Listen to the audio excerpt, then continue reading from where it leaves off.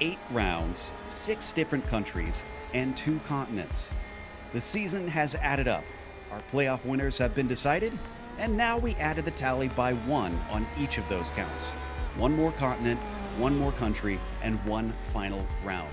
We'll see who wins it all as we get ready to watch the season finale of the Racing Edge Esports Championship. And you'll see it all live here on the Global SimRacing Channel. Hi, I'm Joe Peak, and with me in the booth is Samuel Ryman and Peter Mackay. Behind the scenes is our director, Sean Crackers Ambrose, and he's using cameras provided by Dougie Beer. Mount Panorama is a beastly circuit. This Australian venue has gained a reputation of being one of the toughest in the world. Let's head to our track guide to learn about just a few of the difficulties it brings.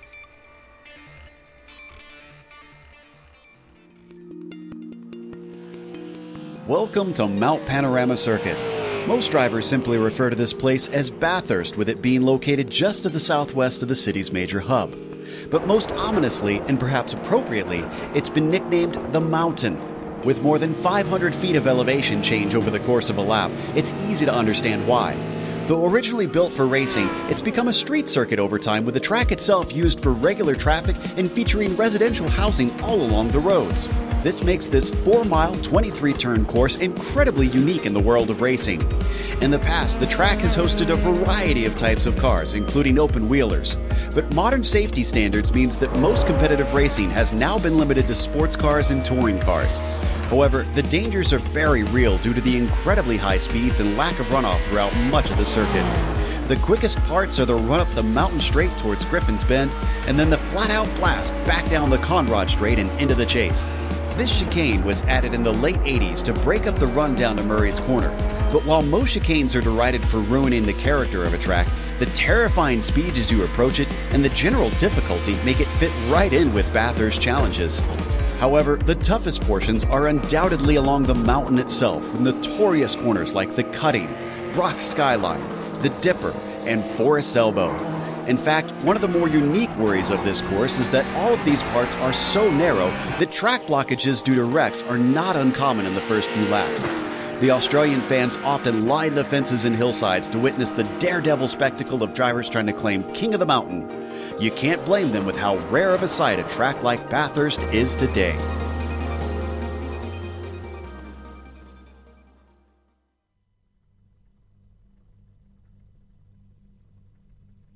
Well, so many lovely views. Can't imagine being up at the top of the mountain in real life and looking over. But let's go to Sam to overlook the track in general with our track description. Yes, thank you, Joe. Not too long ago, Mount Panorama was actually the largest track on iRacing, and since then, though, we have had the Circuit de la Sarthe, otherwise known as the 24-hour Le Mans circuit, and also the Nürburgring Nordschleife have been added to the service. But Mount Panorama still holds its own, just due to what this circuit is, and basically that's a mountain. The start of a course and the end of a course, you can see there lots of long straights and 90-degree corners, but they still pose their own separate challenges out there. However, the top left corner on your graphic there, all that is all the twists, all the turns, all the narrow racing that you see up and down the mountain throughout most of this course, and we'll see plenty of drama throughout this track during the next 1 hour or so as we find out who our champions are going to be. Now, there are 10 in each of the classes that are able to be champions. We've finished out the points. We'll go over who they all are, but let's take a look at who finished within the top 5, starting, of course, with Peter in the GTE class. Yeah, well, the standout driver so far has been Alex Simonik with 142 points. He's really been dominant, but Caden Bin, he really was the guy who was quick at the start of the season with a couple of great battles and great victories earlier on. Daniel Morad and Phil Dean share third place with the Scotsman Alexander Davidson in fourth, with Nick Rowland and Giuliano Romagnolo in fifth. So they are all comfortably into the playoffs, and they will have the chance to go for $1,000 for winning the prestigious RSR GTE trophy here in the Racing Edge Sim Racing Series. And of course, we've also got the GT4 class. Sam has been keeping abreast on those. Yeah, well, Andrew Warren, if it was, if this round was a traditional ninth round of a championship, well, Andrew Warren would have pretty much wrapped it up a couple of races ago. However, because he realized he was so far ahead in points, he took a couple of races off. Still won it by 18 points over Sam Fellows. Michael Morley finished third in points in the regular season there, ahead of Thomas Cope and Michael Broomhead. All 5 of those have had their own standout performances, but what really matters tonight is who gives a standout performance tonight. Could be one of those 5 drivers, or it could be one of the other 5, Sheriff, Manning, McKevitt, Nye, or Schrader. Yes, let's go over the race details for tonight's race before we get to qualifying. It'll be important because there's only one lap to cover that qualifying. Up at the top, you can see this is the championship round. This is outside of the regular season. This is where the money is paid off. So it's not about points. It's all about just winning here today. And it's going to be a 60-minute race compared to what the 40 minutes we saw earlier on in the season. A little bit longer, a little bit more of an endurance race. And there's the 2 classes, the GTEs and the GT4s. The cash prizes are still available for the podium, and it is still a fixed setup. But again, only the winners of each class get their respective big season championship prizes. Now, if you want to put your racing skills to the test on the track, visit racingedge.com and check out the latest listings for race cars and classic cars. From super quick McLarens to vintage Ferraris, racingedge.com will cater for your needs. Want to learn more about how to get into motor racing? Visit racingedge.com/media for more. And are you looking to take advantage of GSRC's over 1 million global monthly impressions? From official series sponsorships to commercial placements, we have advertising options available to suit your company's needs. Follow the link in the video description to learn more. Now, 1 lap qualifying. So we have nobody on provisional pole. It is all going to be who can keep it clean and be fast around here, Peter. That is going to be a dangerous game to play with these walls up at the top of the mountain like we see here. Yeah, but Bathurst does have just the most unique challenge for the driver. Of course, Bathurst is just, I think, along with Le Mans, there is just one race that makes this entire circuit, and that's the Bathurst 1000 in the V8 Supercar Championship, which takes place every October. And they actually have exactly the same qualifying format for the top 10. They have the top 10 shootout where the drivers go off in reverse order. They have 1 out lap and 1 flying lap. And I have to say, it's one of the most entertaining motor racing spectacles of the entire year, and a real treat for fans. And I don't know if it's a treat for the drivers. I think they have to take one very big brave pill to set a lap in qualifying here, especially in those big V8s, but no less tricky in these 911 RSRs and the GT4 as well. Of course, in fact, actually for our GT4 drivers, keeping that momentum up is going to be more important than ever because, as Sam said, it's called Mount Panorama for a reason. You got one big climb up and then one big drag down the iconic Conrod Straight. I think this is going to be our first car to put a time in. Indeed it is. Roman Yolo with a 59.8 sets one on the board. Take him just starting a lap. So I don't believe he has set a time. Next, it's going to be Nick Rowland, who has his number 67 coming up to Murray's. This is also in that GTE class, seeing if he can go quicker than Roman Yolo. It's a 2-flat-5, and that's not going to do it. The GTEs have crossed the line. The GT4's about to cross the line too. They're about 15 seconds a lap slower than the GTEs. Andrew Warren is a driver I have my eye on, and he's ran a 2:14.9, and that's going to be tough to beat for the other GT4 drivers. And critically, Waring did not set it, or not Warren Fellows, rather, did not set a time. So he's going to have to start towards the back of his class. Thankfully, only 10 cars in each class, so it's not a huge work through, but every little bit is going to be important, especially if the leader has pace to scamper away. That's seriously fast from Andrew Waring in one of these cars. You see Alex Simonic coming over the line, a 1 minute 59.2. So he'll be joining his teammate Phil Deans on the front row of the grid. So Davidson up next. As mentioned, Dean's on the pole there. Sheriff managed to get onto the second row of the GT4s. Let's see what the UK&I driver can do as he takes it down into the chase. Nice and tidy through there. This car looks very planted. So as the number one machine tries to claim number one, he has one more corner to try and do it. Just clipping the curb off of Murray's and across the line. It's a 2-flat-2. And Davidson is going to put it into fourth. That's not going to be good enough. Yeah, we should emphasize, Joe, for people who might not necessarily be familiar with iRacing, that the reason this qualifying lap is so critical isn't because you've got to do it without putting it in the wall. You've got to do it without making any mistakes at all. If you so much as graze a wall or put a wheel in the grass, your lap time will not count. And as you mentioned, that's already happened to Sam Fellows. Let's see, hope it doesn't happen to anyone else. Morad next, and he's going to demote Davidson down to fifth. He takes away P4. What about Broomhead in the number 5? This is for the GT4 lead.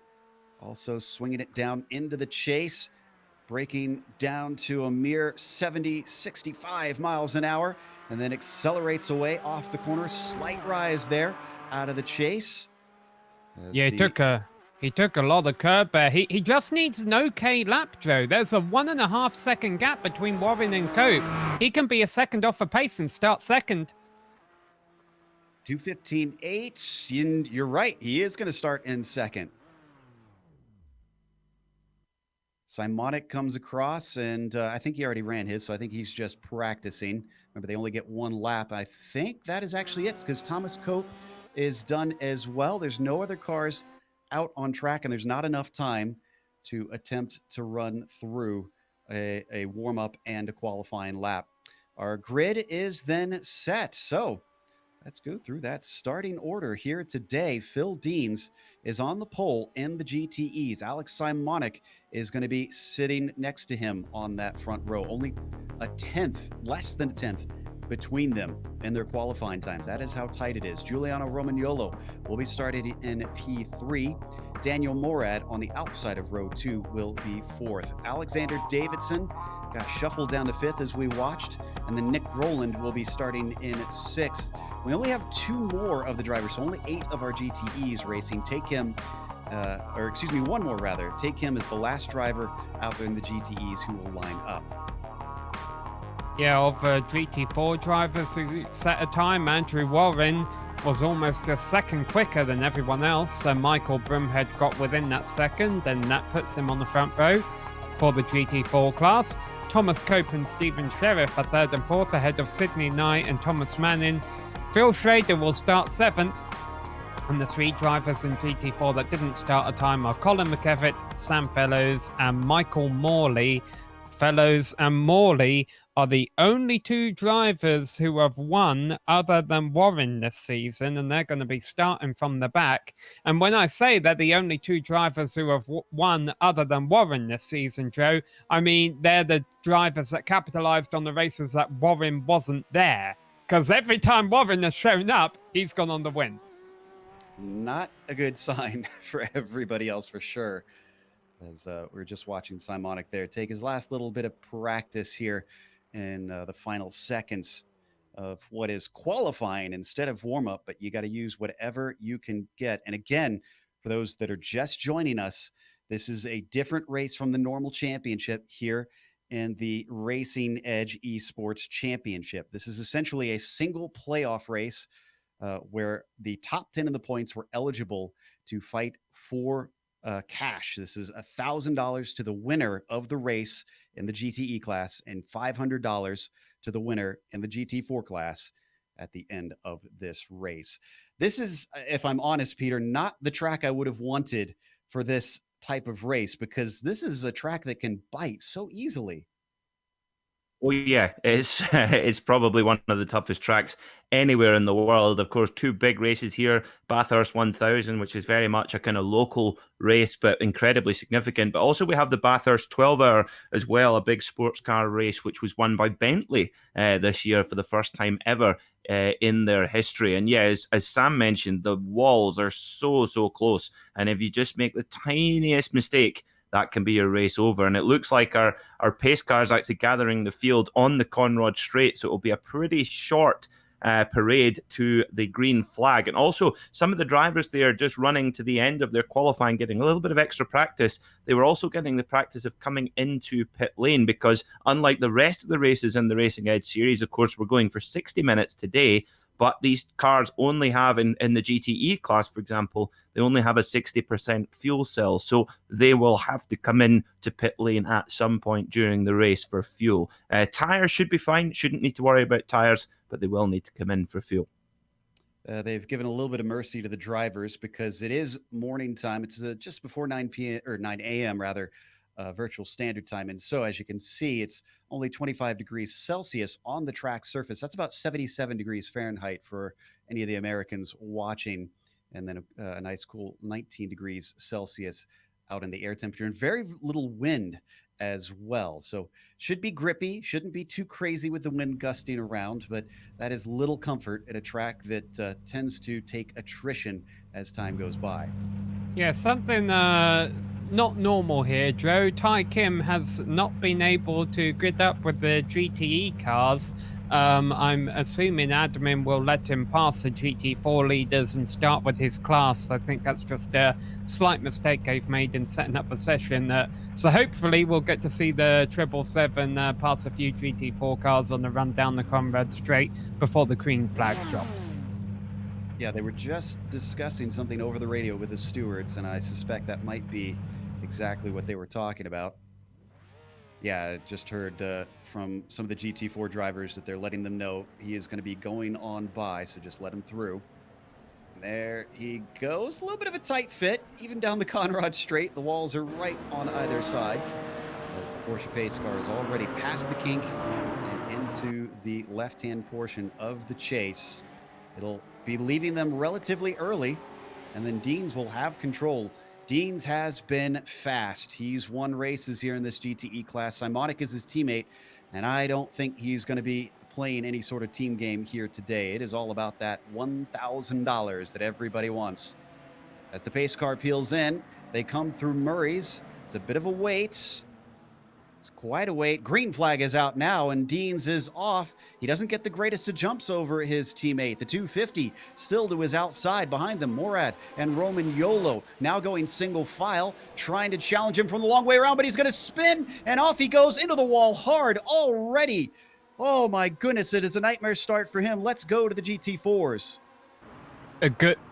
A good start for Andrew Warren. They're battling for second on back behind him, but Warren, who got to control the field down to the green flag, got a jump on them. However, we do have long straights around here at the Bathurst circuit, and already they're weaving across the straight, trying to keep within that slipstream so they can tackle him on the other side of the mountain. Oh, speaking of tackling, Warren heads into the wall now, and he's going to get hit from multiple cars. The only two who got through that were Warren and Cope. Everyone else in the GT4 field is going to lose time and probably pick up a bit of damage from that.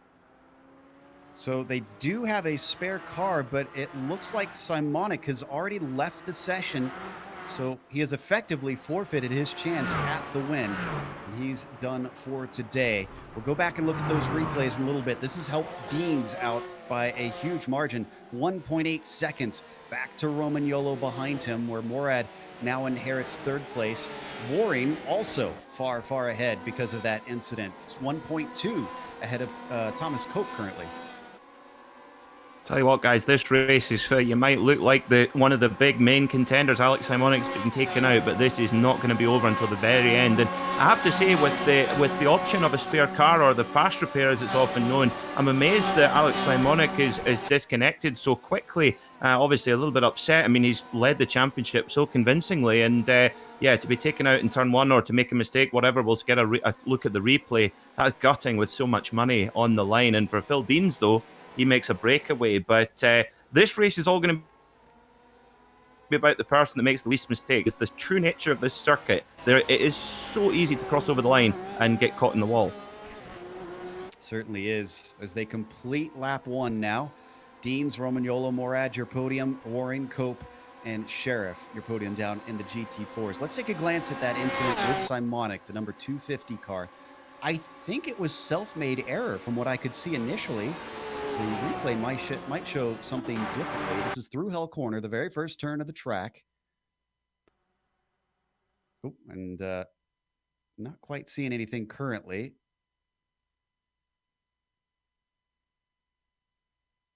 We'll want the number 250 and back up to the start of the race here. Not sure what's going on, but maybe we'll have to switch over. Here we've got it now.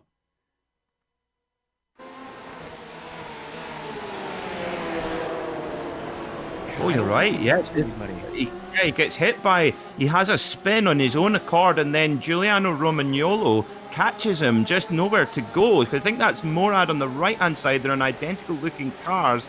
But Giuliano Romagnolo drops back, I think, and oh, yeah, pretty big contact there as well. So Romagnolo's bound to have some damage there.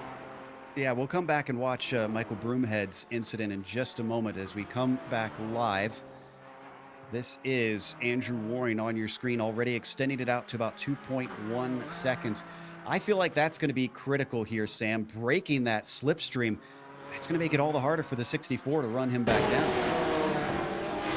Yeah, no, Warren obviously got very lucky, and pretty much the crash in the GT4 start there happened for second and third place. So the only one who's retired out of that is Michael Broomhead, but obviously everyone else lost a bit of time, and some cars out there running with damage, and that's just making Warren's job even easier.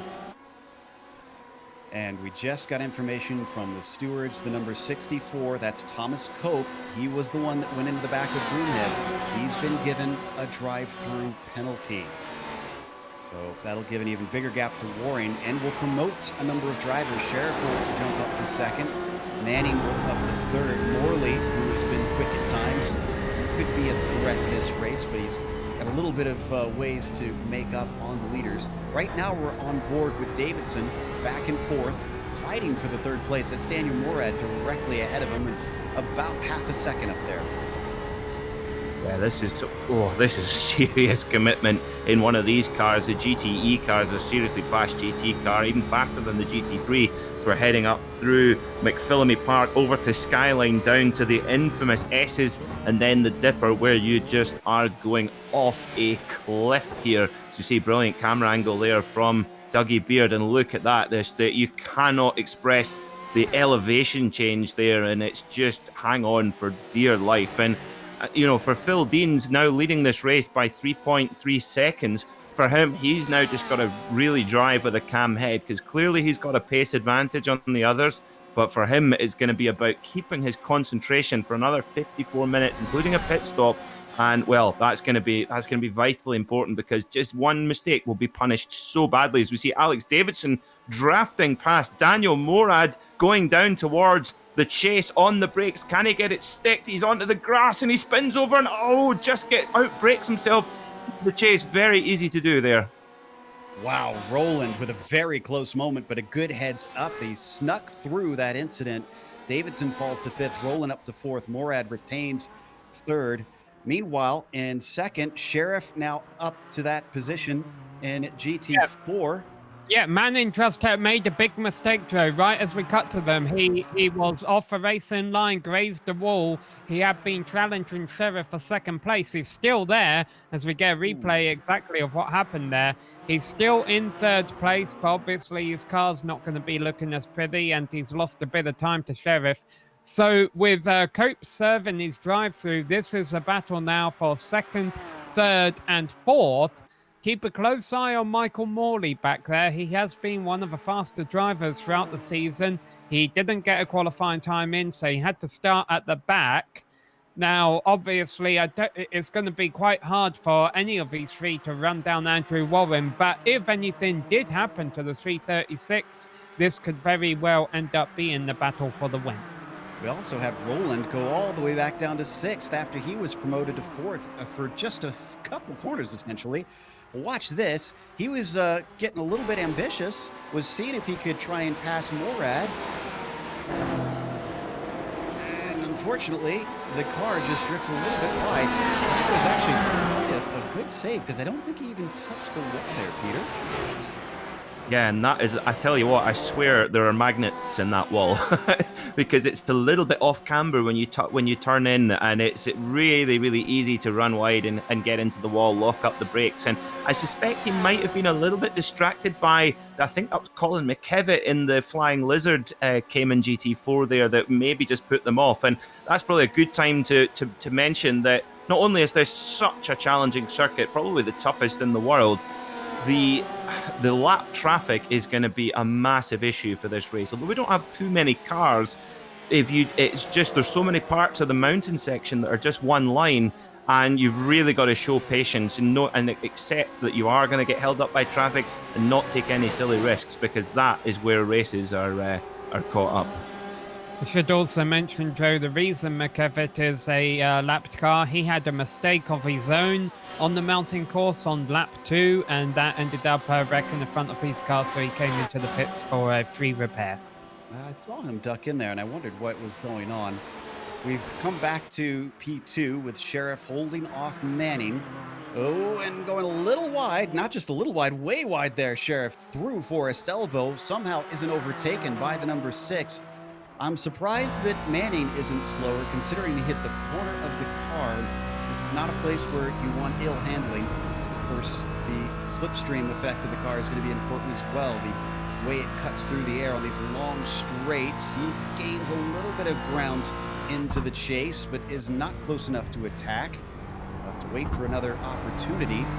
We've still got 50 minutes left to go. We are barely into this race. Well, Sheriff is carrying damage as well, Joe, so even though Sheriff and Manning may have a similar pace to each other, I think losing a couple of seconds a lap to Andrew Warren. He is completely trekked out. Another black flag being handed out to Phil Schrader for avoidable contact. But yeah, so what are we? 4 laps into this race, and Andrew Warren has a 14-second lead in GT4. He'll just have to take it very... Sorry, Joe. I was going to say that just some more information. Apparently that was contact with a 35 and 14. That would be Fellows and McKevitt. So I wonder if that was partly to do with McKevitt's incident that we were talking about just before. Some blinking now with Sheriff. That is a little bit frightening for Manning, and he even gives him a little more space, drops off the back of the car out of Griffin's, just so that he doesn't wind up inside the car ahead. And Phil Schrader serving, he should serve his penalty soon. Oh, sorry, this is another Phil. Yeah. Another, too many Phils. Yeah. We've got our fill of Phils. So, sorry, go on, Sam. Yep, I just wanted to make a note on the battle for second still for the GT4 class, that eventually I think it will turn into a 4-way fight, because Thomas Cope is in 5th after serving his drive-through, and he's running that battle for second down at about 2 seconds a lap. He's certainly got a fire lit under him. He returned in 6th place after his drive-through, but Cope, like you said, has already gained 1 position.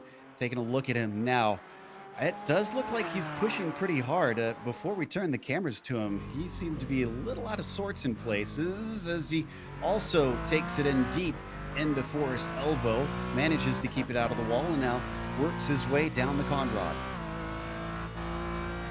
Opening up all those 425 horsepower. It's such a long drag there down Conrod Straight, and you go down towards the chase, an incredible section of circuit here, right over. Oh, he's on the grass. Oh, he's using far too much of the road there, but that's where you get all the road there on the left hand side, and then harden the brakes for the chase. So easy to break down. But I tell you what, guys, I cannot believe that Alex Simonic, after being flawless all season with so many race victories, and makes a mistake on lap 1, turn 1, Hell Corner. Well, that's ironically named because it's hell on earth for him right now, because I have to say he was my favorite for the $1,000 today, and he'll be hurting over that.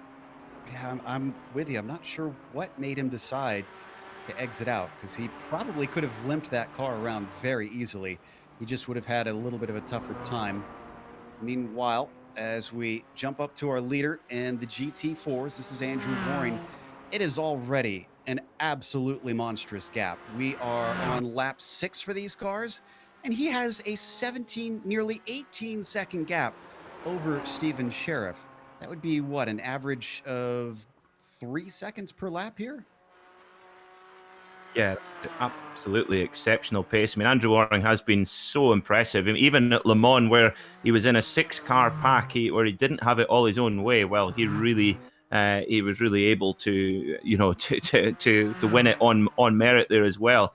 But this is still a long way to go, 47 minutes. And actually, he's in a slightly vulnerable spot here if he's not careful, because with having such a pace advantage, it's so easy to just let your mind wander, and that keeping concentrating is so important here at Bathurst, because one ever so slight mistake that you would get away with on any other circuit, Bathurst is going to bite you and bite you hard.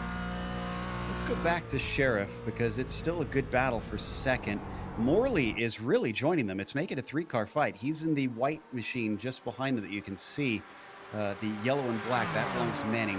And then Sheriff is in front of them. And the pink, white, and black. Ooh, he's closing in. Is he going to take a peek down into the chicane? Not quite. Chase isn't quite ready for an overtake for Thomas Manning, so he's going to stay in line. But they've got the leaders coming up to lap them. For the very first time in this race, Phil Deans has no pressure from behind, so he can take his time here in this battle. Phil Deans, that gap is staying pretty steady with Giuliano Romagnolo. There he is, just coming into the back of shot right now. So he'll probably come across these GT4s maybe at the top of Mountain Straight. In fact, he really will want to get past them by the end of Mountain Straight. So he'll be desperately winding up that 911 RSR using all of those 500 horsepower, because if Giuliano Romagnolo can't, in that white and red car, if he can't get past these GT4 cars by the end of Mountain Straight, it's going to really hamper him. So you can see him trying to make it past here, and that is advantage Phil Deans now, because now big traffic, and oh my word!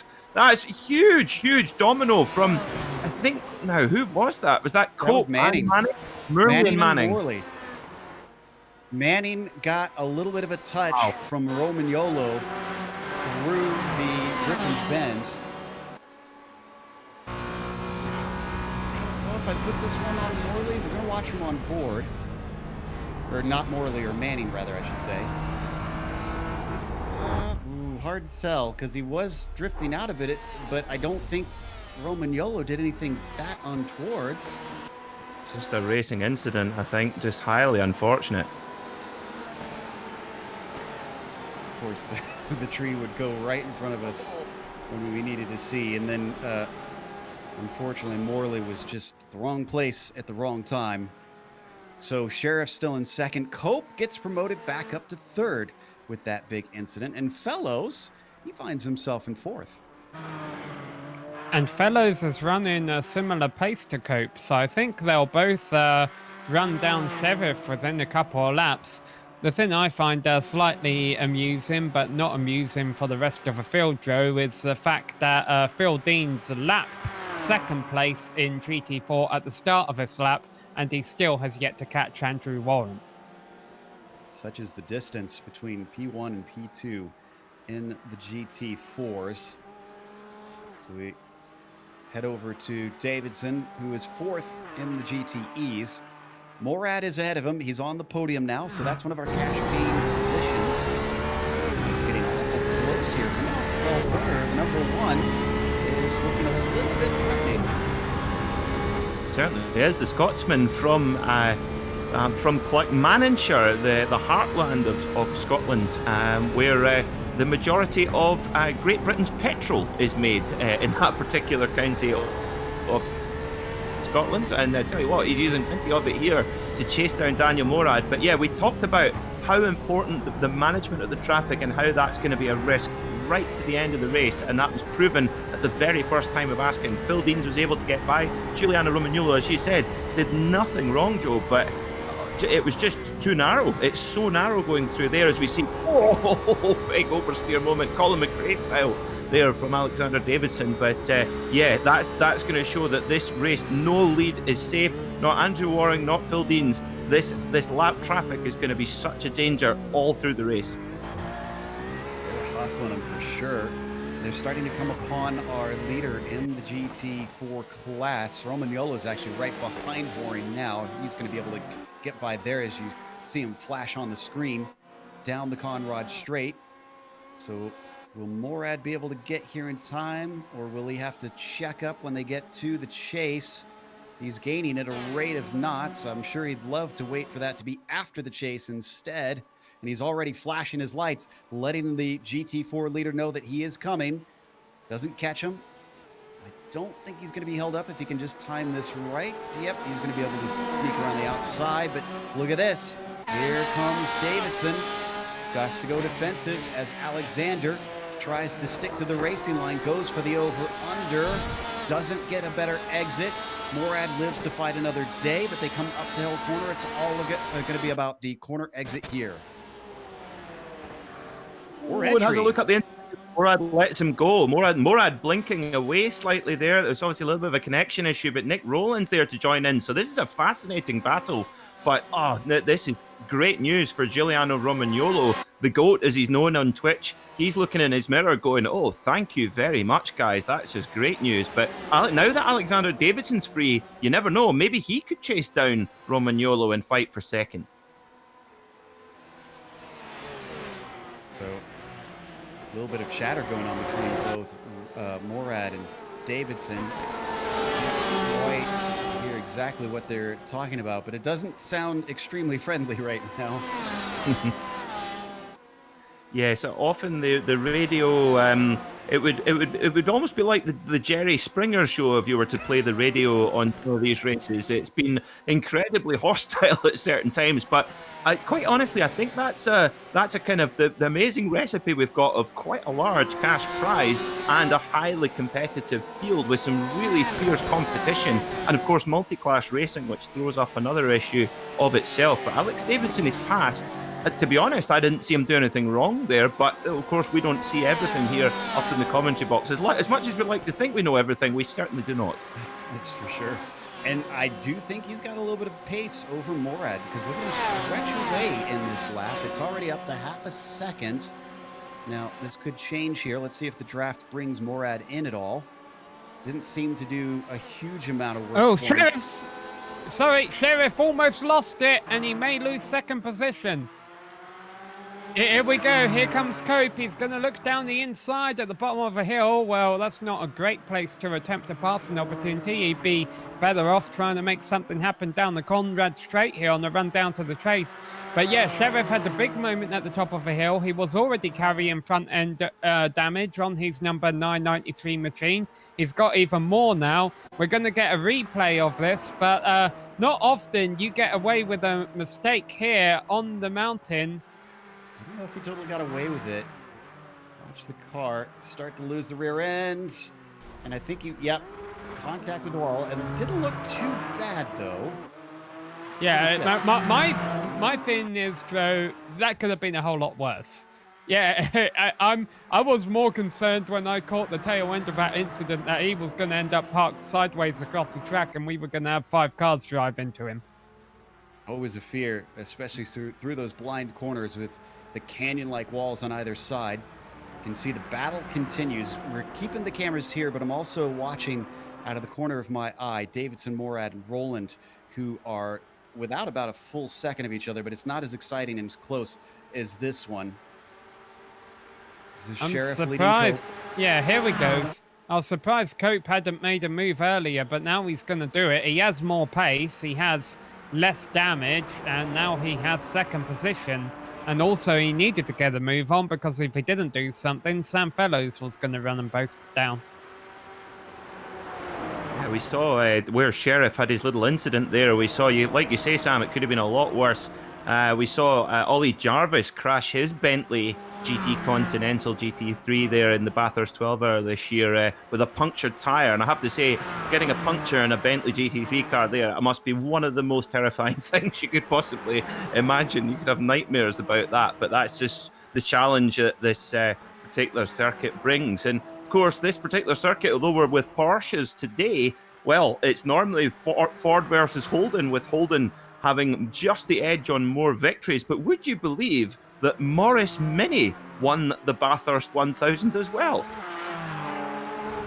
I always expect you to have at least some stats.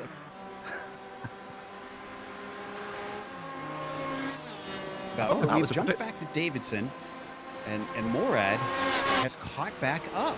So the initial lack of pace has changed around, and Morad is now challenging.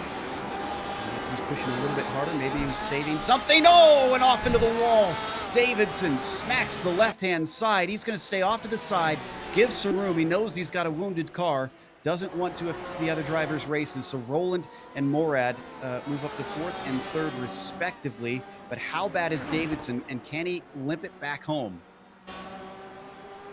Yeah, might have to. Interestingly, he'll be now, what are we, 25 minutes into the race. He could actually come in at the end of this lap, take his fast repair, fill up with fuel, and take his pit stop now. So he might.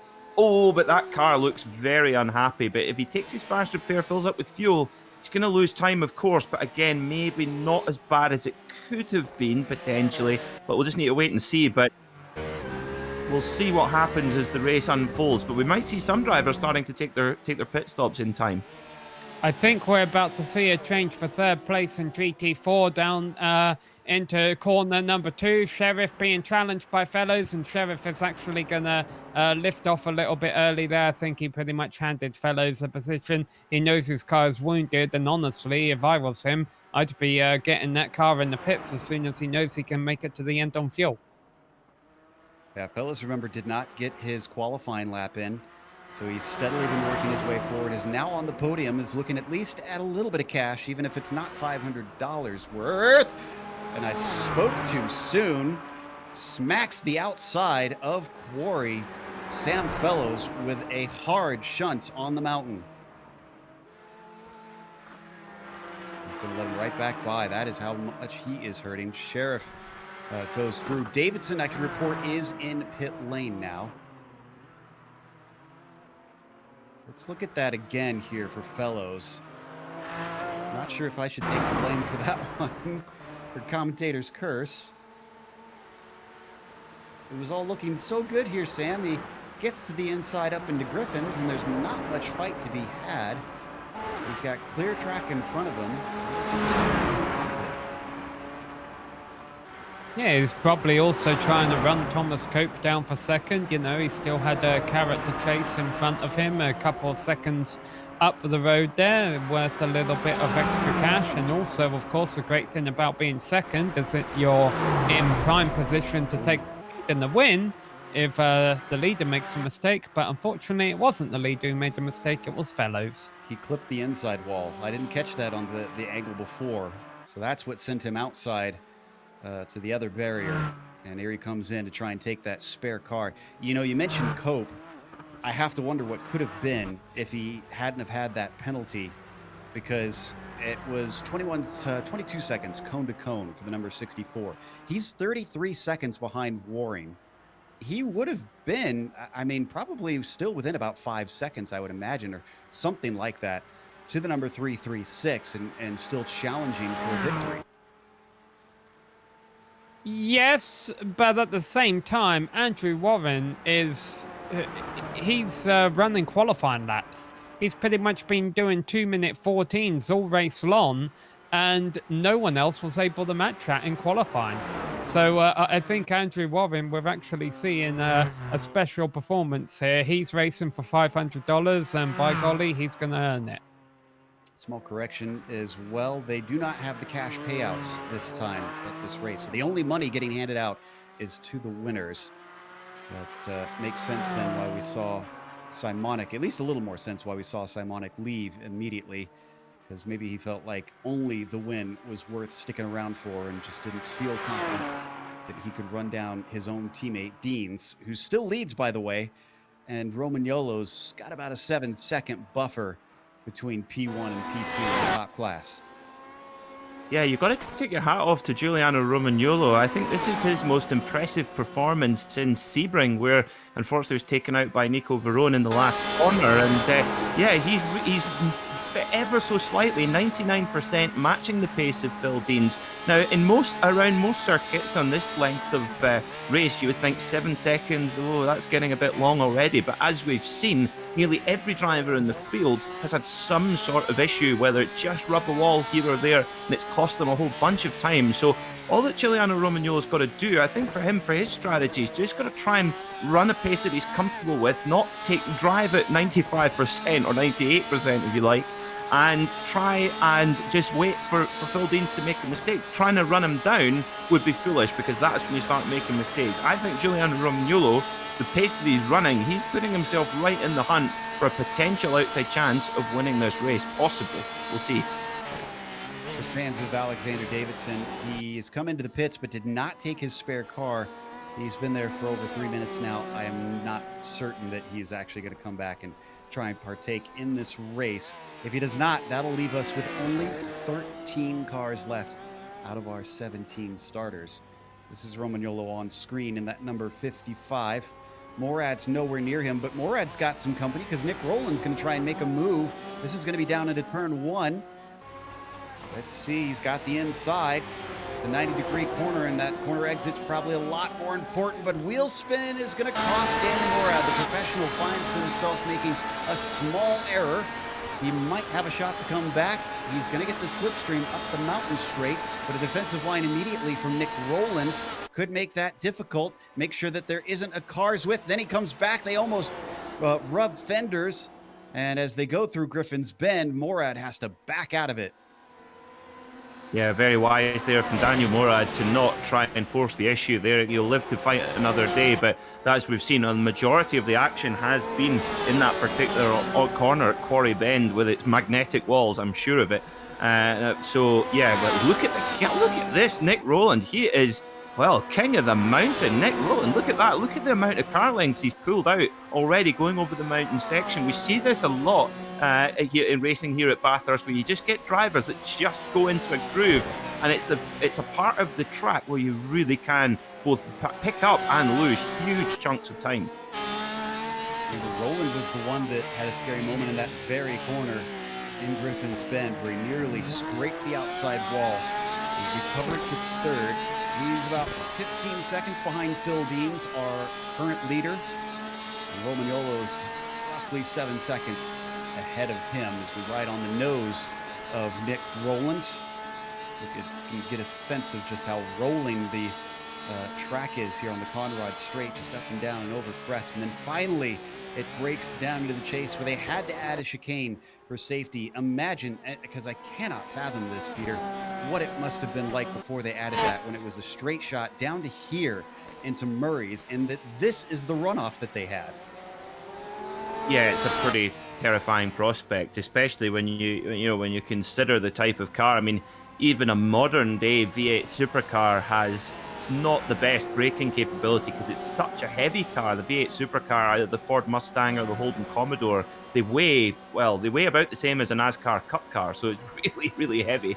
They do have a bit more aerodynamics than they used to, but of course it wasn't always V8 supercars. They did have we used to have the Super Touring era come here as well, and in fact, the last non-Holden or Ford to win the Bathurst 1000 was in fact a Volvo, believe it or not. So it looks like Thomas Cope has come and taken his scheduled stop. Sheriff is just exiting now. There you see him on screen.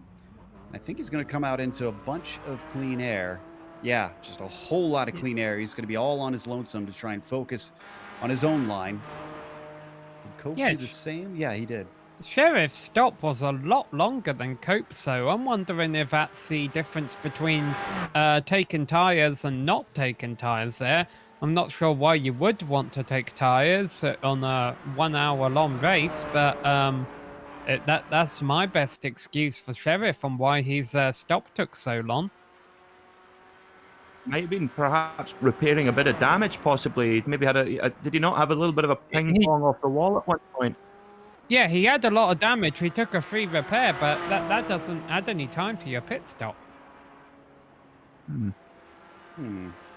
So instead, we turn our attention to the leader, Andrew Waring, who had grown up to over a minute gap back to Cope. But again, that was a little bit messed up because of the pit stops cycling through. Now this will give us a better idea of how things are.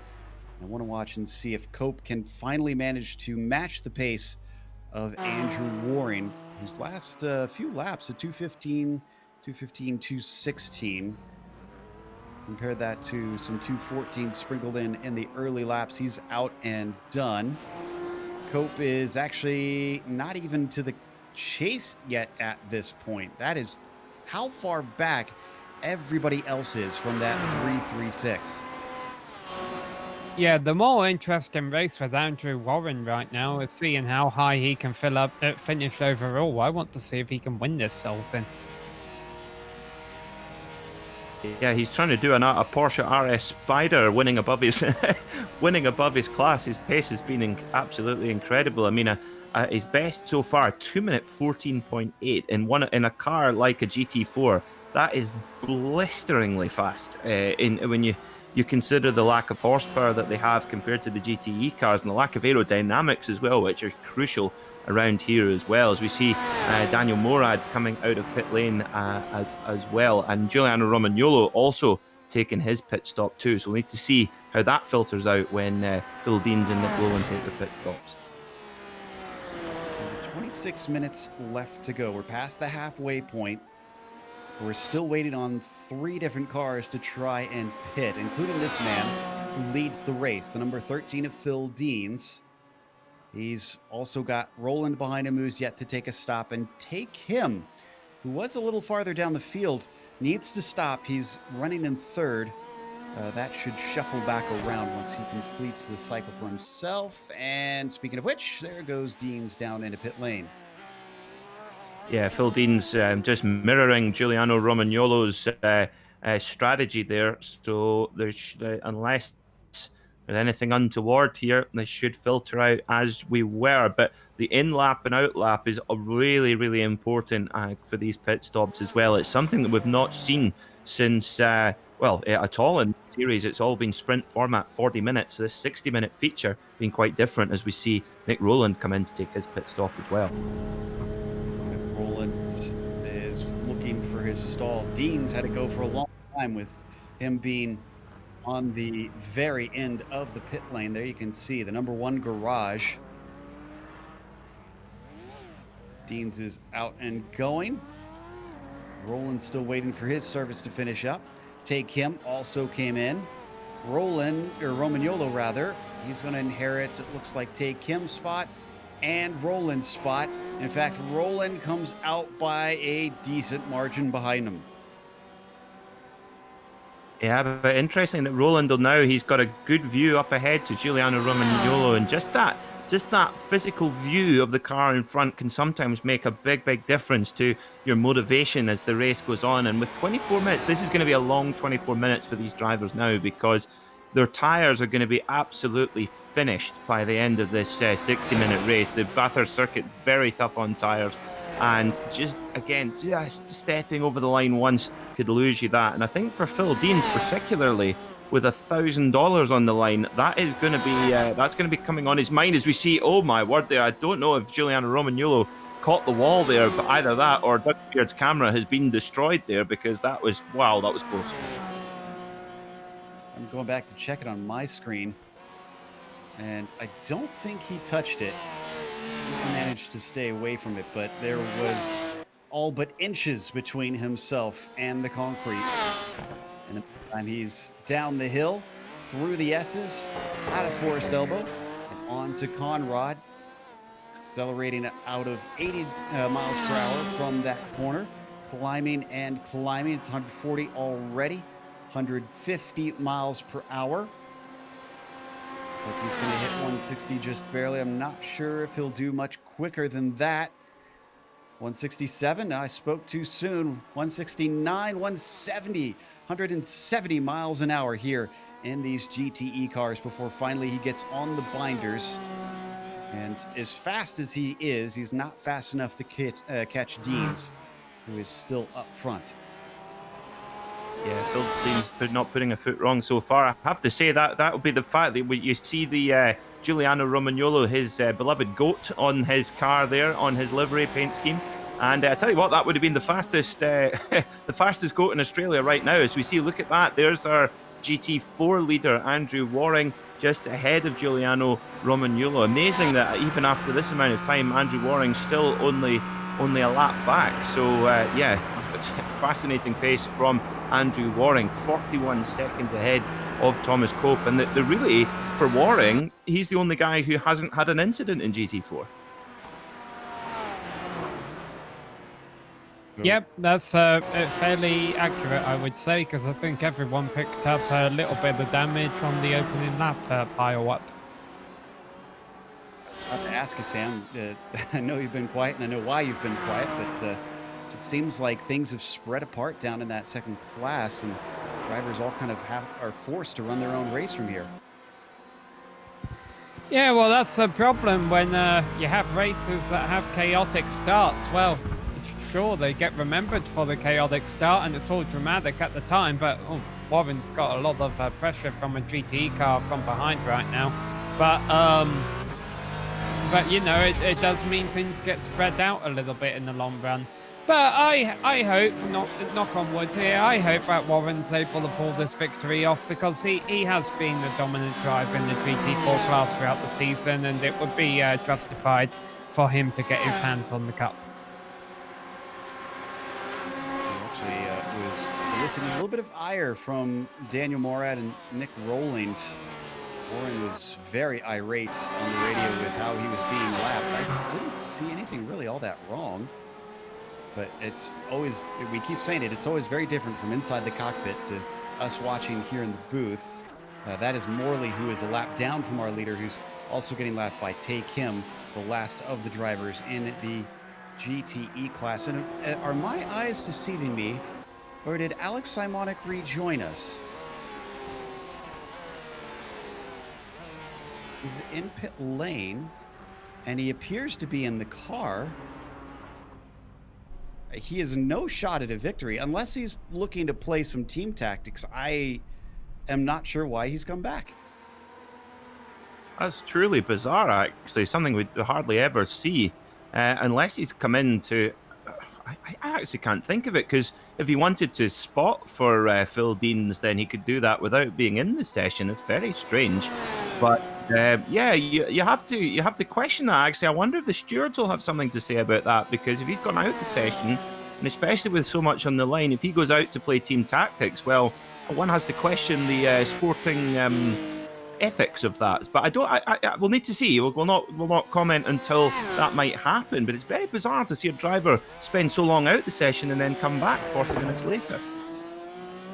At least unless they had extensive repairs and it's a much longer endurance race, in which case we have seen it, but not in a 60-minute race, and with him being 19 laps down at a track where a lap is over 2 minutes long. This on our screen is not Simonic. It is his teammate, Phil Deans, in the Semicube car. He's got more traffic to try and lap. First up, here comes Phil Schrader in front of him.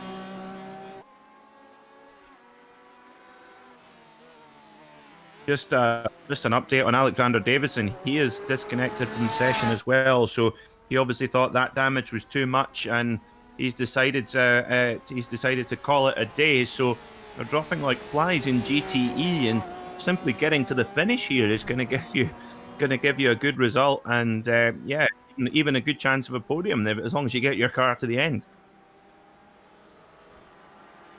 Just give a little bit of thanks over the radio to the other Phil Schrader, who let him through. Obviously, no relation between them.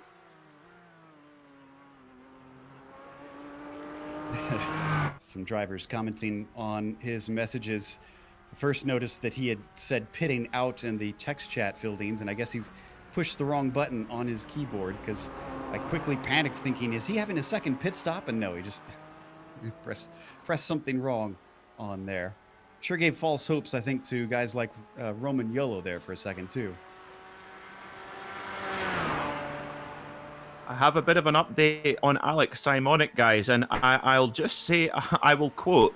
He says, "I think this is the first time I've almost cried over a video game. That money would have been so helpful." That is that is bringing a tear to my eye slightly as well. What a shame for poor old Alex Simonic after such a good championship campaign. Yeah, it does kind of break your heart a little bit. I think we forget sometimes that this is sim racing, and so these are a lot of drivers that aren't professionals. They don't necessarily have big contracts or things. Sometimes they are people who are simply down on their luck, and so, man, yeah, that kind of hit me as well. Him saying that.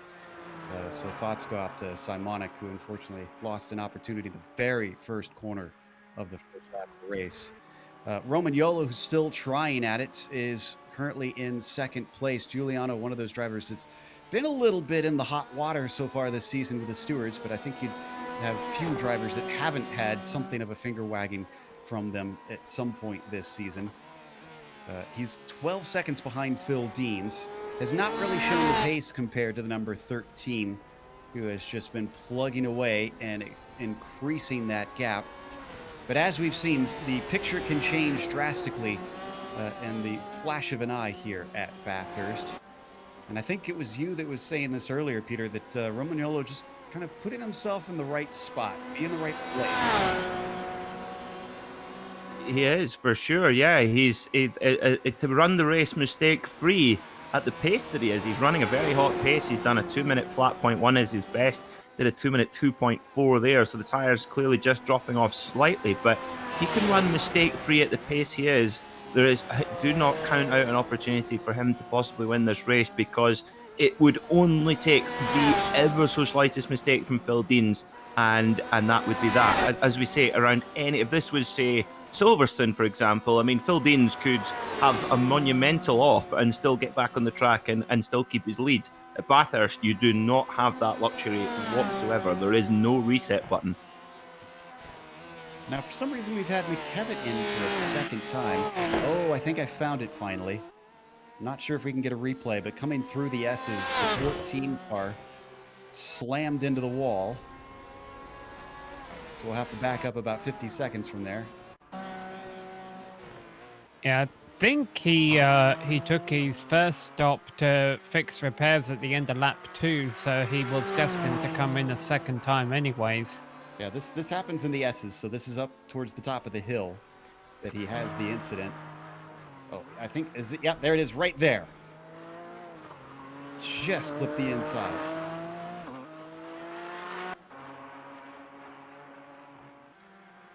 McKevitt, credit to him for getting back out and trying. Initially, when I saw him come into the pits, I thought maybe, oh, well, maybe he thinks he's too far behind and 15 minutes left that he doesn't want to go through the torture of trying to wheel this car around the track.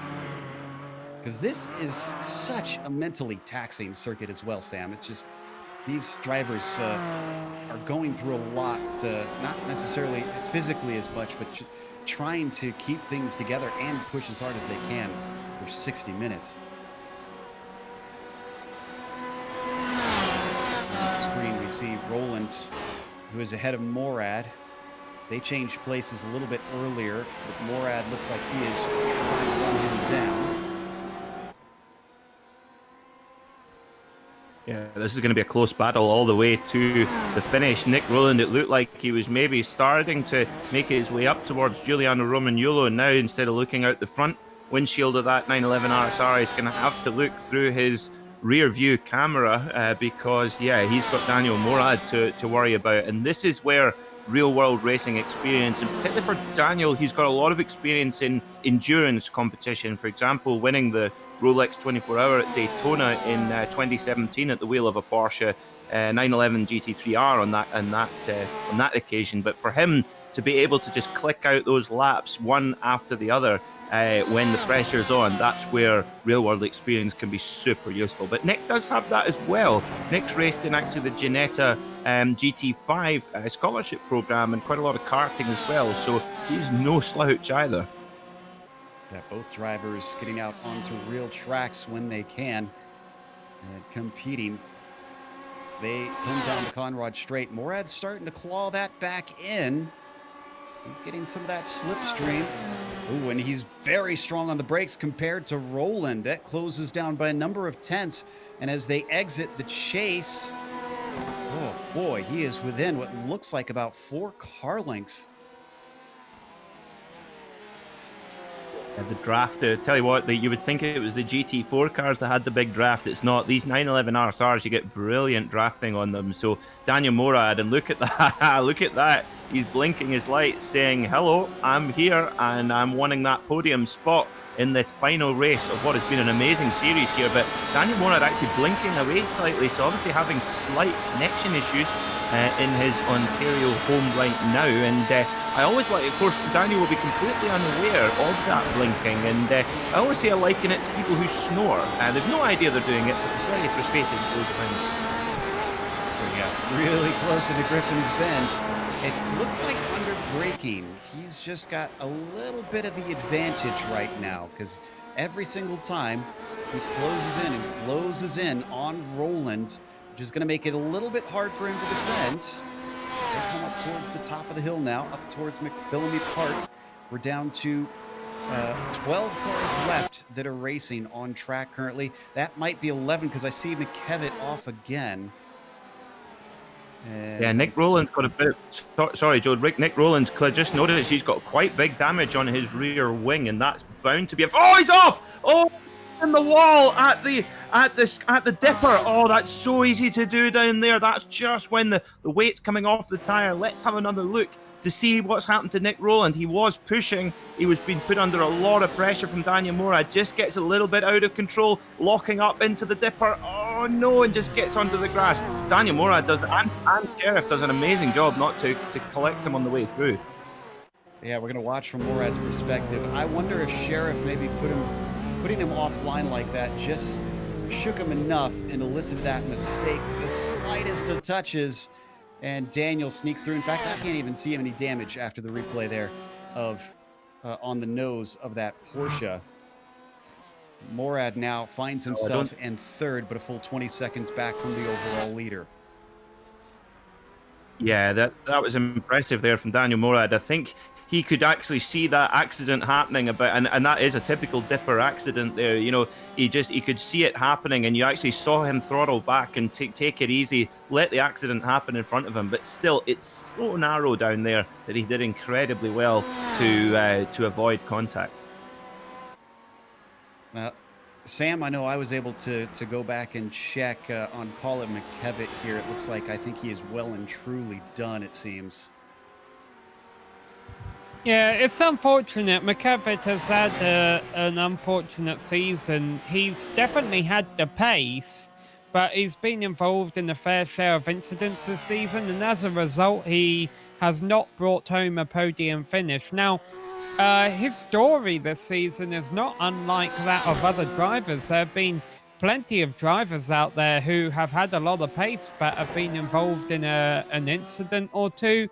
But even then, they've been able to have a good race or two. McKevitt just hasn't called a break all season, and I hope if he comes back next season, he sets that out as his goal. Just get a couple podium finishes, you know, get it to the finish line, because this season he's just had a bit too much difficulty doing that. This is our GT4 leader up on the screen, Warren.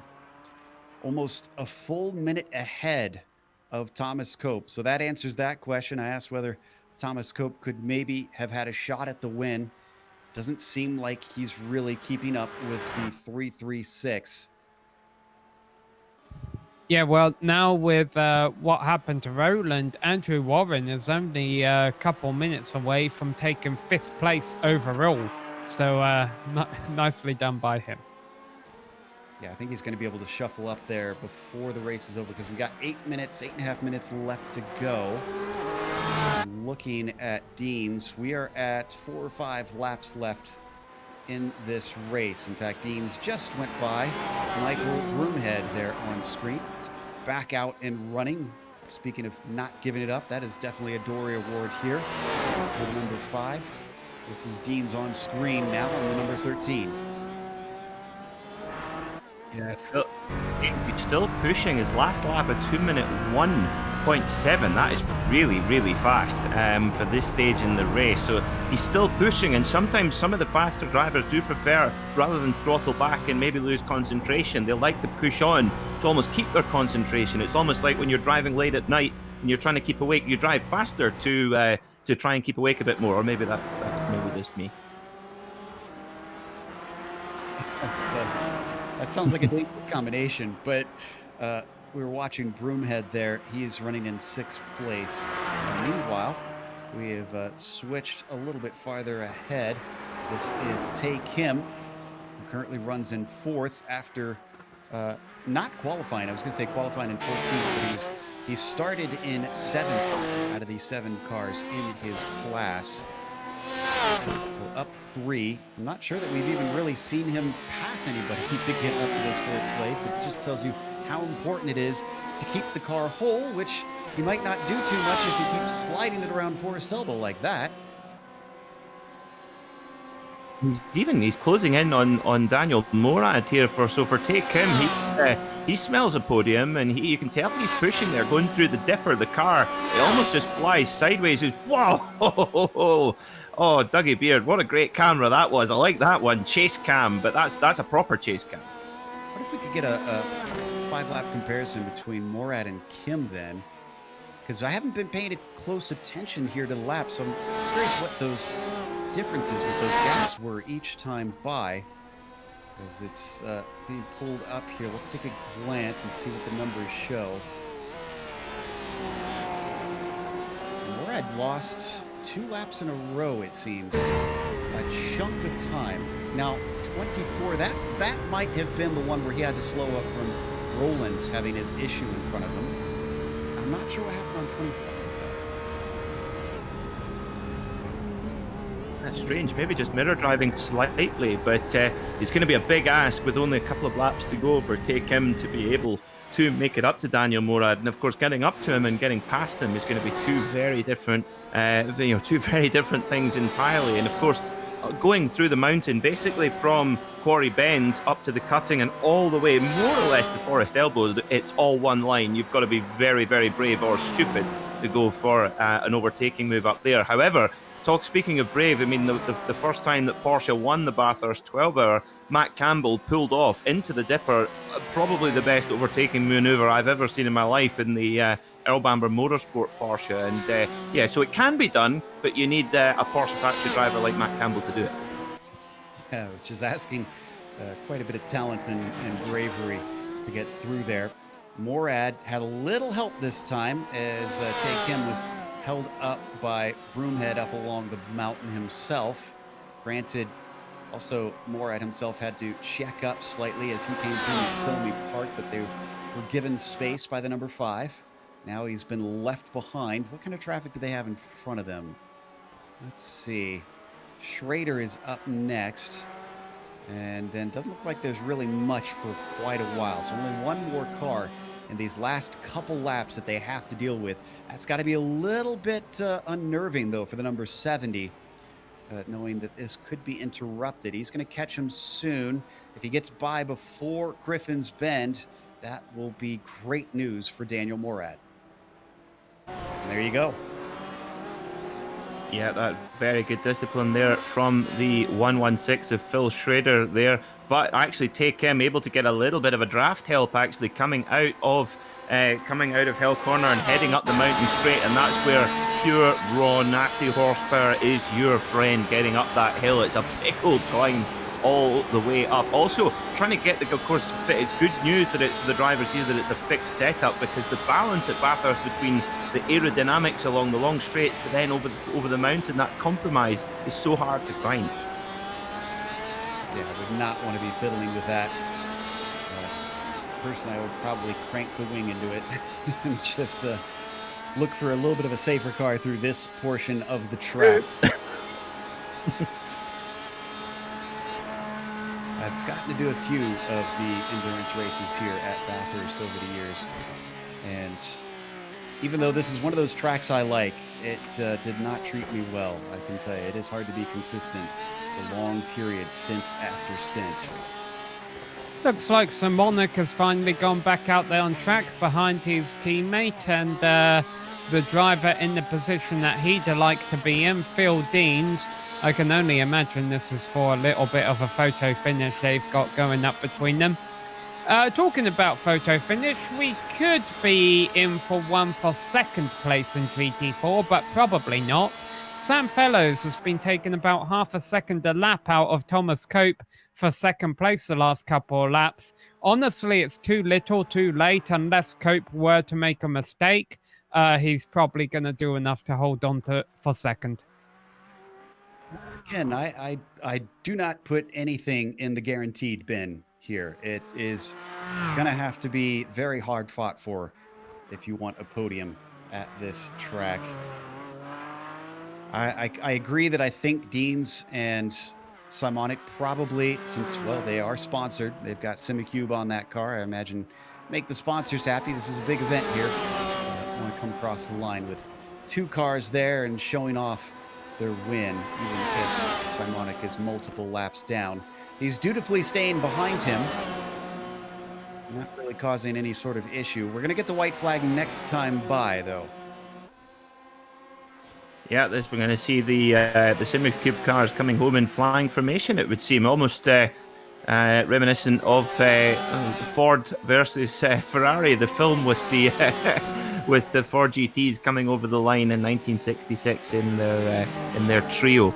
So hopefully there's no such complications there as well for these guys. It's been a perfect drive from Phil Deans, amazing drive indeed. But you have to say for Simonic, with all the wins that he's had this season, you have to, your heart goes out to the poor guy.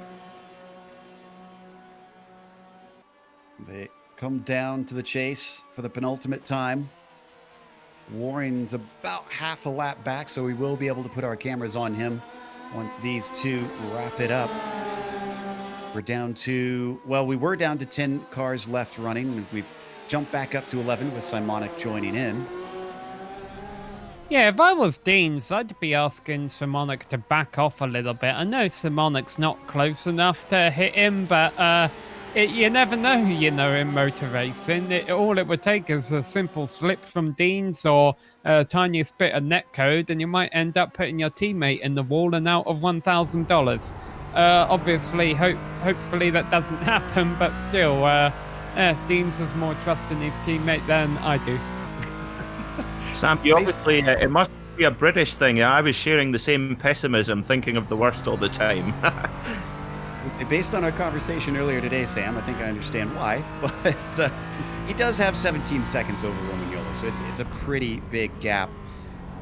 If he gets a little bit of damage, he could limp home. If anything, he could have Romagnolo push him the rest of the way home and get that little bit of extra speed, as we saw as well. That was Warren taking his white flag. An even more monstrous gap back to Cope, 52 seconds between Andrew and Thomas there in the GT4s. Take him, continue to try and keep Daniel Morad honest, as there's less than 2 seconds between them. But Kim has been stuck back in that fourth place and doesn't look like he's going to be able to step on the podium. The most amazing thing about Andrew Warren getting a white flag there was it was the officials waving it and not his competitors. So down the Conrad Straight, our leader goes. Phil Deans ahead of Alex Simonic. It's the last time through. And this round 9 in the Racing Edge Esports Championship was for $1,000. Phil Deans, who came in late, showed his speed, showed incredible dominance late in the season, is going to dominate today and take the win. They come across in a photo finish between the two SimiCube teammates. Yeah, flawless performance from Phil Deans. I really thoroughly deserved that victory. Did not make one single mistake, which for 60 minutes round here around Bathurst, incredible. But here's Giuliano Romagnolo, the GOAT himself, a brilliant drive to second place here in this finale of the Racing Edge Series. His best drive of the season. Great job. And his teammate here, Daniel Morad, one of the series organisers, completes the podium with Take Him right behind in fourth. So although we only had 4 real finishers in GTE. They were all pretty close together, actually, in the end. That's a good point. Yep. And Waring, he's on screen now. He's coming up to Murray's $500 in the pocket of the 336. Andrew Waring is going to try and do it in style. He's got to be careful. He's going to be able to get it back around in sort of unintentional donut, but he will indeed win this race. The finale here for the Racing Edge Esports Championship goes to Andrew Waring. And one mistake he's made all season. That's his sixth win in 6 starts that he did throughout this 9-race season. So congrats to him as we see more cars finishing up. Some of them not in the condition that they left the start line. And that was Broomhead. Well, his car has been beat up for most of this race. The battle for second won't become one. Thomas Cope is going to do enough to hold on despite having that drive-through penalty after getting into the back of Broomhead at the start of this race. He's going to come home and finish in second position ahead of Sam Fellows in third. And with all of Warren's wins, 6 wins this season, for Cope, this is the 5th time that he has finished second this season. Wow. Without a win. That's got to be a little bit bittersweet for him. As we watch Sheriff now come across the line. He'll be in 4th. That's pretty much everybody here. So we're going to take a little bit of a break here on the Global Sim Racing Channel. We'll come back with the unofficial results as well as driver interviews. Stick around because on screen, you'll see all the upcoming races here on GSRC.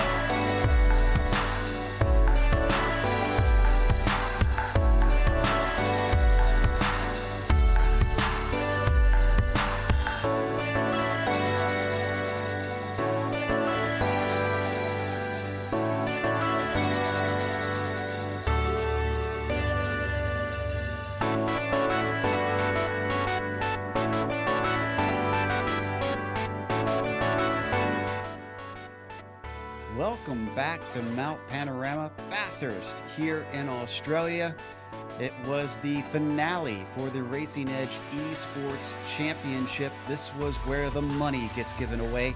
And up at the top of the GTEs, it was Phil Deans who wound up coming away with the $1,000. Giuliano Romagnolo finished second. No money given to the rest of the podium this time. Daniel Morad wound up in third. And only 4 cars, well, 4.5, I guess you could say, finished here today. Take him took 4th. Roland was 5th in his class in the GTEs. Davidson was 6th. And then Simonic returned and did take the checkered flag, but was many, many laps down and was last in his class in the end. Sam, what was the GT4s like?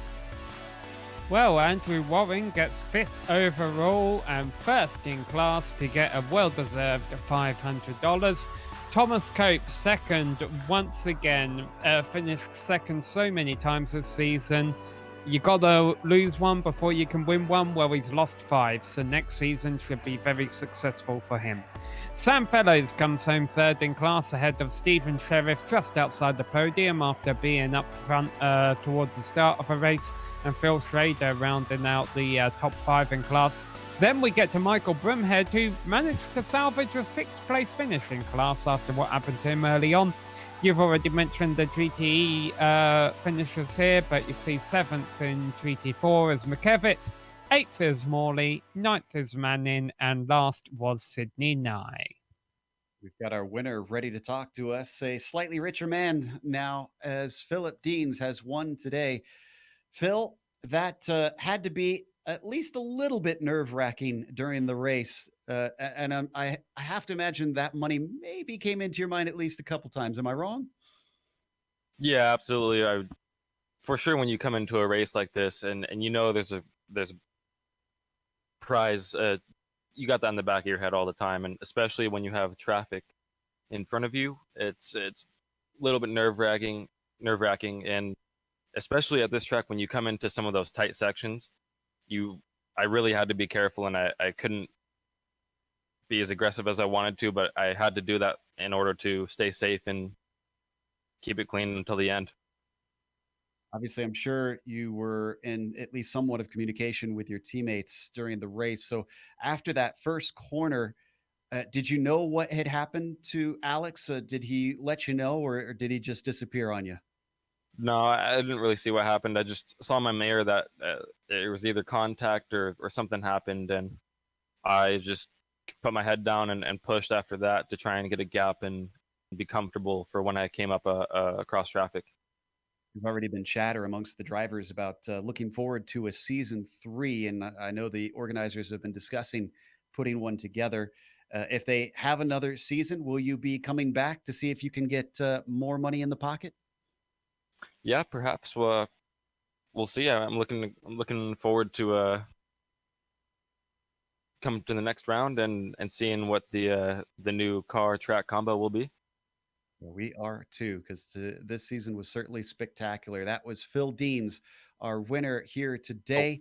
could I think I'd like to thank Vendaval Sim Racing, SimiCube, Balco, Draw Once, and all my supporters for all the help.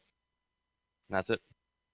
Awesome stuff. Obviously, very grateful, Phil Deans, for taking home the prize. And he is followed now, of course, by our winner in the GT4. Sam has caught up with Andrew Waring.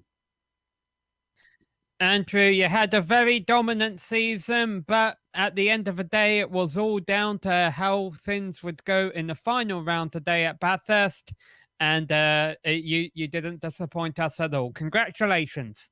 Thanks so much. Yeah, couldn't do the last two rounds of the actual season, and I was kind of nervous getting back into the car after not driving it for a couple weeks. But then the setup that Racing Edge had around here was just friggin' perfect.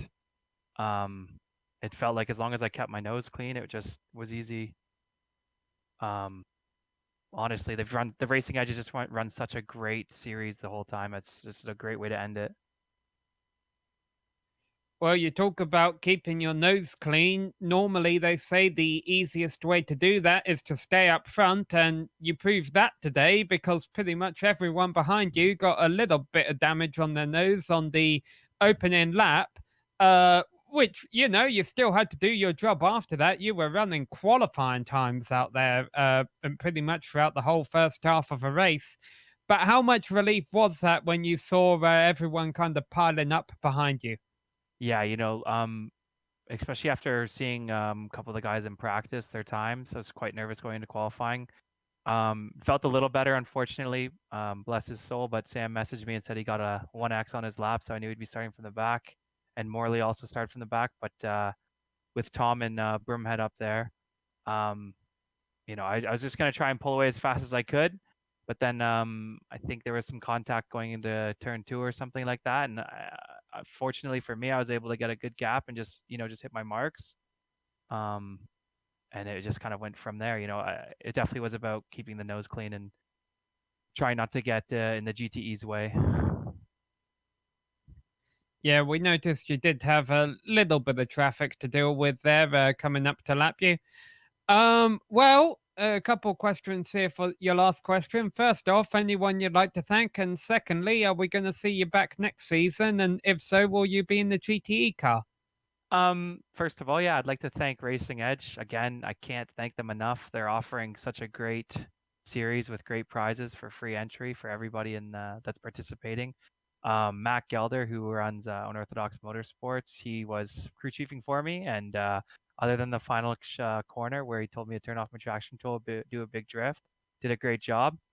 All the competitors, and then for next year, as long as the time slot stays the same, it works with my work, and I think it's only fair that I should move up next year. So if there is a next season, then definitely I will try and see what I can do against those guys. Well, in defense of your crew chief, you're still the one who pushes the button there, but you still got it done. All right, congrats, Andrew, and we'll let you go and celebrate. All right, thanks, guys, and thank you, GSRC, for a great season. That was Andrew Waring, who won the GT4s. Meanwhile, Peter has caught up with Giuliano Romagnolo, who was just shy of those $1,000 today. Yeah, it was. Sorry, go ahead. Yeah, just saying welcome to the commentary box, Giuliano. It feels like a little while since we've chatted, but a brilliant drive from yours. I said in commentary I think it was your best of the season. Would you agree with that comment?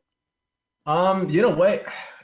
It feels like it wasn't my best race of the season, but I can see why. I was just kind of cool and calm. Even some of my chat on Twitch are saying that, you look so relaxed. I wasn't even looking at the chat, nothing. I was just kind of racing and doing my thing, kind of like when I used to race in real life back in the day, and just kind of get in my element and kind of do lap after lap. It helped that Simonic, had that spin out of T1, so it obviously gave me a pretty good advantage. And then I was able to pass Dan. I mean, he was nice enough to let me by. I had a nose, but typically we would probably block, but we typically work together as friends, and it worked out there, and kind of just settled into my element lap after lap. But unfortunately, Phil is he's a monster. I mean, a couple of tenths here and there, he was just perfection the entire race. So he made it really difficult to even gain half a tenth on him. So congratulations to him. It was good race by him for sure.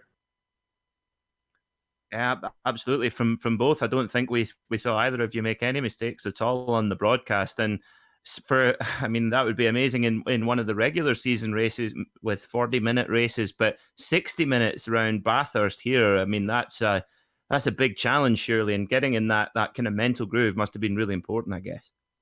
Yeah, I mean, I love this track. It's one of my top favorite tracks when it comes here for iRacing. For the Bathurst 12, or even when it's on TV, I definitely tune in to make sure I do watch it, because it's fantastic. I definitely love the track a lot. But I did do a lot more practice than I would have typically. I mean, there's $1,000 on the line, American, right? So it definitely makes a difference when you have that number, hanging over your head, or the carrot hanging in front of you. So I definitely put the practice in, and it was possibly easier for me to get into a groove. But it was a good race overall. It was with the smaller field also, and people leaving from incidences, it made it easier to pass the GT4s, and it was a top 10 in each category. So the top 10 in each category pretty much know how to race with one another. So it made it easy, even if it was a difficult track. Absolutely. Now, finally, before we let you go, I remember quite a few races ago, I asked you about the significance of the goat on the side of your car, and you said that is your nickname. And you also said that you do a great impression of a goat. And I think since it's the last race of the season, last day of school and all that, come on, show us your goat impression here on GSRC.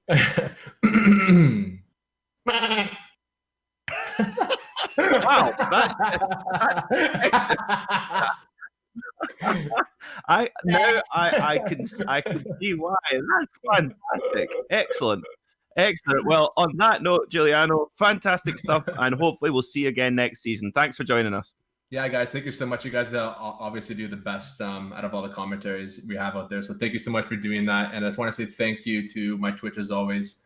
Thank you for being here, guys. And yeah, hopefully going to be better next season. Thanks. Well, he wasn't lying. That was actually a very good goat impersonation.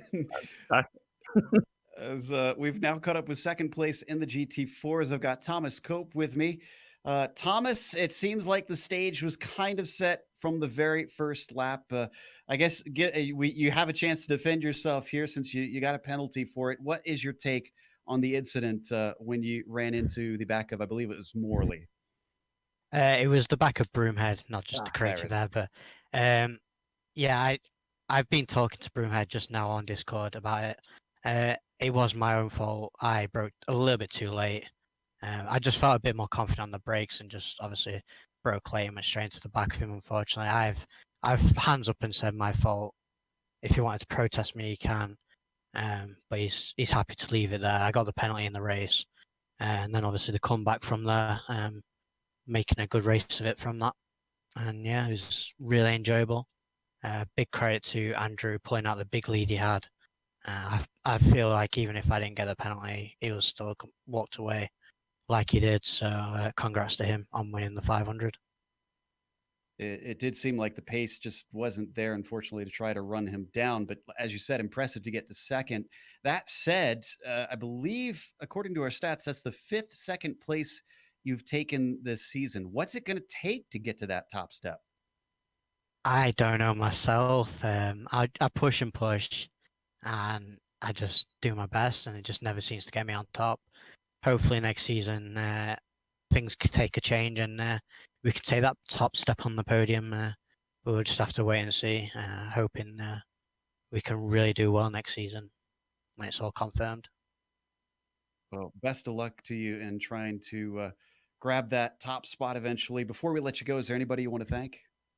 Yeah, I've got quite a few. I'd like to thank you guys for the great broadcast and coverage you do. It's really fun to watch after the race, everything you do. I really appreciate it. I like to appreciate sponsors. Obviously, Stops Earplugs. They help us do all our sessions with Team Oblivion. They're really good. Feel free to go and check them out, stopsearplugs.com. And come and check teamoblivion.co.uk out, our team website. Feel free to drop us an email and maybe get in with us. And I'd love to give a big thanks to the team that I had behind my back during the race. They were in the session spotting for me, really doing me some great help. It's been really fun. And then the last one, most final important one, Racing Edge for the great season. It's been really fun. And especially to Geriatric Ginger Rick Wall for the great job he does behind the scenes, which nobody, a lot of people in the race seems to give him a lot of credit for, and I'm happy they do, because he deserves a lot of credit for what he does, and a lot of stick he can sometimes get for the decisions he makes. But that's all I have really.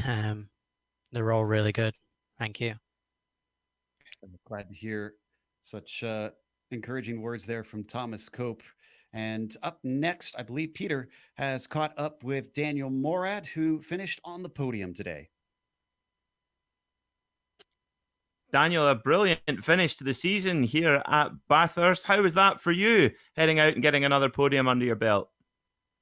Yeah, I mean, it's really nice to be back on the podium. Obviously, this one doesn't pay out on the podium. It's basically, if you ain't first, you're last. So I tried my best Ricky Bobby impersonation, but came up a bit short. So technically, I was last there, being P3. But in all seriousness, this season's been unreal. It's been a lot of fun. We've made a lot of friends. Obviously, tempers have flared up and down and all around. But at the end of the day, we're all buddies here in the Racing Edge League. And the Racing Edge Sim Racing Series is growing. And what's amazing is so many people in the sim racing industry are learning what this is all about. You have like top sim racing pros that are in here, like Phil Deans and Alex Simonik, Dakota Fripp. I mean, maybe the Goat and Colonel are maybe Stu and Colonel are pros now too. Who knows? You know who Stu is? Did you guys figure that out? Because we have had a go. Yeah, Do tell us. Stu. Well, basically, there's a goat in the race, and his name is Stu. So Stuart Little. But yeah, apparently I'm the Colonel. But listen, I didn't go to war as hard as I wanted to today, but overall it was really cool. Great season. Looking forward to season 3 rather. There will be a season 3. We're working on the details now. You guys did a great job. Racing Edge, without them, this thing would not be possible. The first 2 seasons have been free entry with really, really big prizes. Okay. Cash prizes going forward. The plans to make this bigger and better. So we're working on things. Obviously I'm involved in the organization of it with Racing Edge, But another guy I really want to thank is Rick Wall, aka Ginger, Geriatric Ginger. He's our race director, volunteer race director this season. Unbelievable job, spending hours upon hours after each race, analyzing footage, assessing penalties, making sure this championship's run really fair. And it's a top level championship for anyone watching this. If you watch the replay of this on YouTube, if you're watching now, make sure you keep an eye out. Season 3 is coming quick. Look for something maybe start of September. That's all I can say for now. But overall, it's just been a great time and really fun to race with everyone. Well, we're really looking forward to it, and hopefully we'll see you for season 3. Daniel, thanks very much for coming to join us, and go and enjoy your podium. Thank you. Finally, last but not least, a very common combination that we've been getting all season long, Samuel Ryman talking to Sam Fellows, who wound up third today. Yeah, we've gotten to talk to Sam 6 times this season on the podium, including 2 wins. A solid season, Sam. I don't know if this is a result you were hoping to end it with, but, well, how are you feeling? Yeah, thanks, guys. It was really, really weird race for me, but a really fun race. Got to, do some fuel strategy. I had my girlfriend and my dad both helping out with the fuel strategy, so that was a lot of fun. Yeah, at the end of the day, not the result that we wanted, but fun nonetheless. And I wish this was like a mock race and we could do the real race next. That was like the first race I've ever done at Bathurst in the sim, so definitely a tricky place. How was it game over after qualifying when you had that 1X and had to start towards the back, or did you still think you were in with a shot? Yeah, I mean, I was really sending it on that qualifying lap. I definitely don't think I would have been,